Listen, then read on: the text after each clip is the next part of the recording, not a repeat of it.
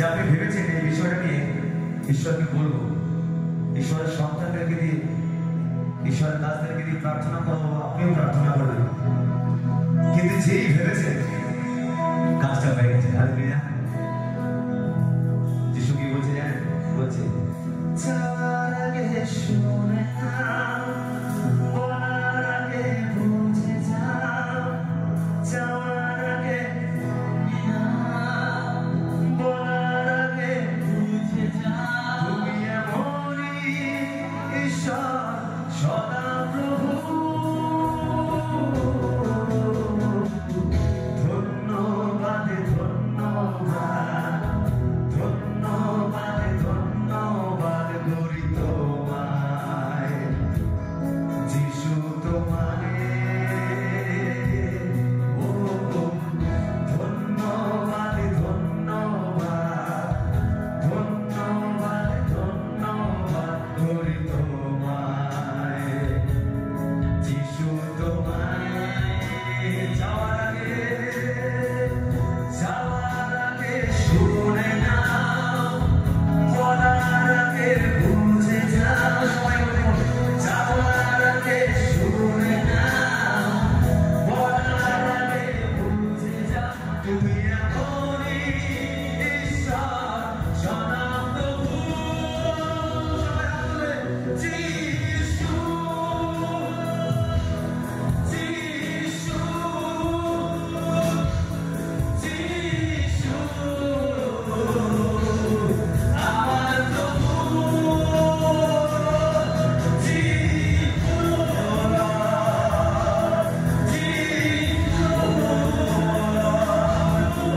যিশু সবার প্রভু। ধন্যবাদ ধন্যবাদ ধন্যবাদ ধন্যবাদ করি তোমায় যিশু, তোমায় ও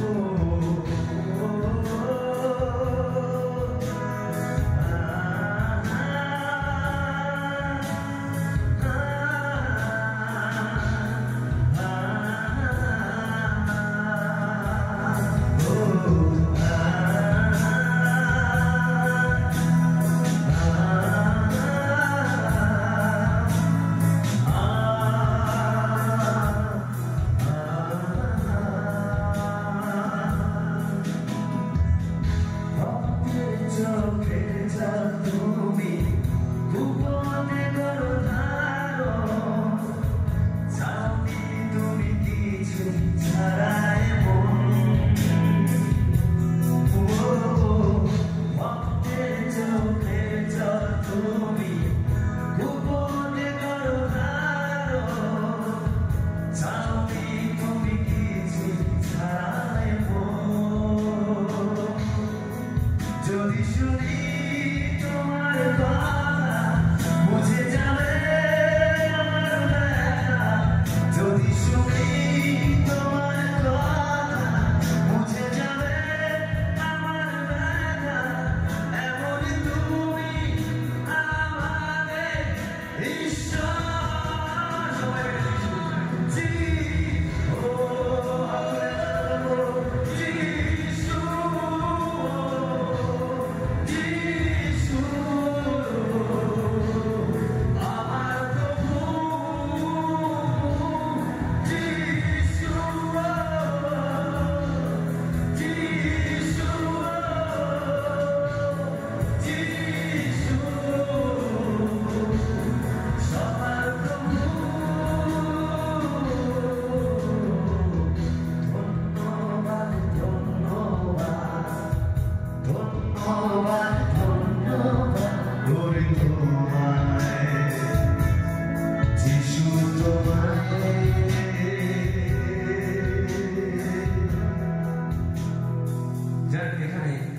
যতটা আমরা বসে আছি,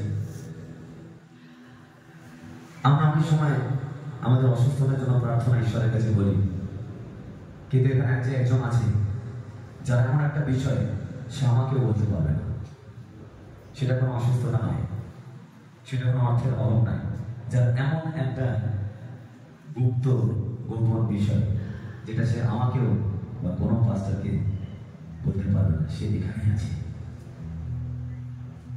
আমি জানি না সে কি, আমি জানি না সে কি, কিন্তু ঈশ্বর বলছে যতক্ষণ এই আরাধনায়, আমি আবার বলছি, কোনো অসুস্থতা নয়, কোনো জেনারেল প্রার্থনা নয় যেটা চিৎকার করে আমি বলতে পারি। এমন প্রার্থনার বিষয় যেটা আপনি কারোর সঙ্গে শেয়ার করতে পারবেন না, গোপন লজ্জার বিষয়। আমি যাকে বলছি সে বুঝতে পারছি, গোপন লজ্জাজনক বিষয়। ঈশ্বর যদি আপনি আপনার হৃদয়কে আজকে দিয়ে আপনাকে চিৎকার করে বলতে, আমি বলবো না আপনি সামনে আসবেন বা চিৎকার করে বলবেন না, সত্যি গোপন লজ্জার বিষয়, আপনি অন্তর থেকে বলুন, যিশু আজ আমি তোমার কাছে রাখলাম। হালেলুয়া, আজ আমি তোমার কাছে রাখলাম। সত্যি আমি আপনাকে বলছি, যদি আপনি না রাখেন এই বিষয়টা আপনাকে নিয়ে চলে যাবে। এই বিষয়টা শুধু আপনাকে না, আপনার আনেওয়ালা জেনারেশনকেও নষ্ট করবে, এবং এই বিষয়টার জন্য আপনার উপরে অভিশাপ আসছে। আপনি দিয়ে দিন অন্তর থেকে সেই বিষয়টা, আর বলুন, প্রভু আজ আমি তোমার কাছে রাখলাম। আজ আপনার হৃদয়ের জল দিয়ে যিশুর চরণটা ধুয়ে দিন। পিতর বলছে, সবাই বলছে, যিশু কি জানে না যে ব্যভিচারিণী নারীর সঙ্গে যিশু বসে আছেন একসাথে? যিশু বলছে পিতরকে, পিতর আমি তোমার গৃহে এসেছি, আমি তোমার কাছে বসে আছি, অথচ তুমি আমার জন্য পা ধোয়ার জল দিলে না। কিন্তু নারীকে দেখো, সে চোখে জল দিয়ে আমার জল ধুয়ে দিচ্ছে। হালেলুয়া, আজ আপনি আপনার চোখে জল দিয়ে ঈশ্বরের চরণকে ধুয়ে দিন। রেডি বৈশাখী, কে জানে কাল থেকে এই অভিশাপ আপনার উপর থেকে থাকবে না। যিশু খ্রিস্টের নামে সবাই মিলে চিৎকার করে বলে আমেন। কাল থেকে অভিশাপ আপনার জীবনে আজ রাতে in the name of Jesus. Hallelujah. কারণ তিনি খুশ হয়ে গেছে, শুধু এমনি না। গালাতীয় পুস্তক বলছে, যাকে গাছে টানানো হয়, যাকে ক্রুশে টানানো হয়, সে অভিশপ্ত হয়। প্রভু আপনার জন্য, আমার জন্য অভিশপ্ত হয়েছে। শুধু কি আপনার শরীরের ব্যথা নিয়ে চলে গেছে তাই নয়, আপনার সমস্ত, আমার সমস্ত ব্যভিচারের অভিশাপ তিনি নিজের কাঁধে নিয়েছেন।